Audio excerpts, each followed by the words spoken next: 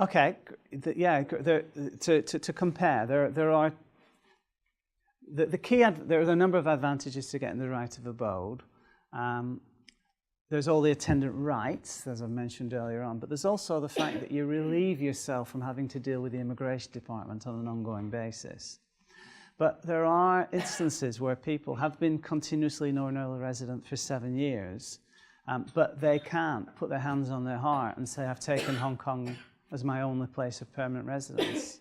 I've got a lawyer client who hasn't taken Hong Kong as her only place of permanent residence, but she doesn't want to have to deal with the immigration department on an ongoing basis. She wants to be here as far as she can be, unconditionally.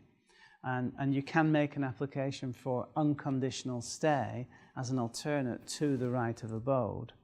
Now, unconditional stay doesn't give you any of the rights that come with the right of abode, but unconditional stay is an administrative convenience whereby you satisfy to the immigration department that you've been continuously Northern Ireland resident in Hong Kong for not less than 7 years. If they're satisfied of that fact, they will then remove all your conditions to your current limit of stay, and you can then be unconditionally, which means that you don't need an employment visa sponsor, you don't have to pass any approvability tests if you want to join in a business. You can engage in any kind of activity in Hong Kong as long as it's lawful, and you'll maintain that status through till such a time as you have been, unless you are absent from Hong Kong on at least one occasion. Excuse me, you have to be present in Hong Kong on at least one occasion in a 12-month given period, which is different from the right of abode, which is a 3-year given period. But as I say, it's an administrative convenience only, and it can be removed from you because it isn't a right. And it can be lost if you're away from Hong Kong for more than 366 days continuously.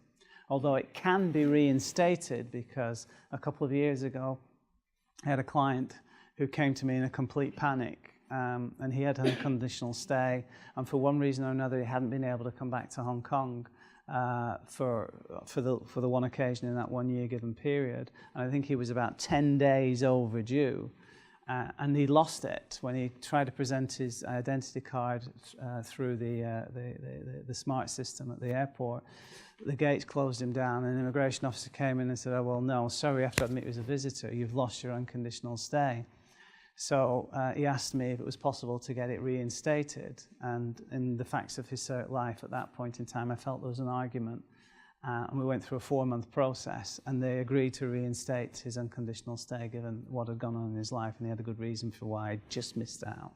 But you can, on occasion, it seems, get it reinstated. But yeah, there are compelling reasons to apply for the right of abode, but there's no compulsion to do so.